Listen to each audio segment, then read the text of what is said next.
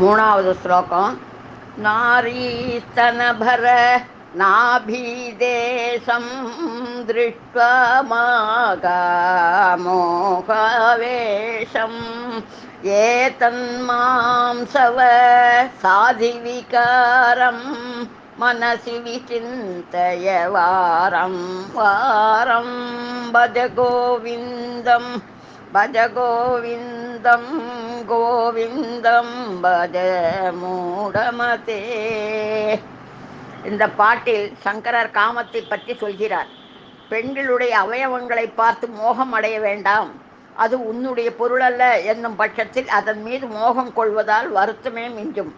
அந்த அவயவங்கள் மாமிசம், கொழுப்பு இவைகளால் ஆக்கப்பட்டது என்பதில் தெளிவாக இரு.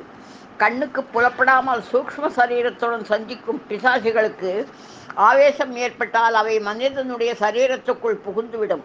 அப்போது அவன் தன்னை மறந்து அதனால் ஆட்டி வைக்கப்பட்டு அதன் தூண்டுதலால் இஷ்டப்படி காரியங்களை செய்வான்.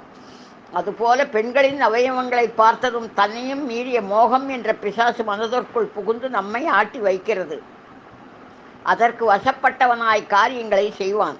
இந்த மோகம் நீங்க வைராக்கியம் ஏற்பட வேண்டும். சித்தத்தை திசை திருப்பும் இந்த அழகெல்லாம் உண்மையில் என்ன என்பதை சிந்தித்து பார்த்து மனதை சிறப்படுத்தி கொள்ள வேண்டும். புலன்களை அடக்கினால் மகிழ்ச்சி போன்று தோற்றமளிக்கும் விஷயங்கள் துக்கமே என்பதை புரிந்து கொள்ள வேண்டும்.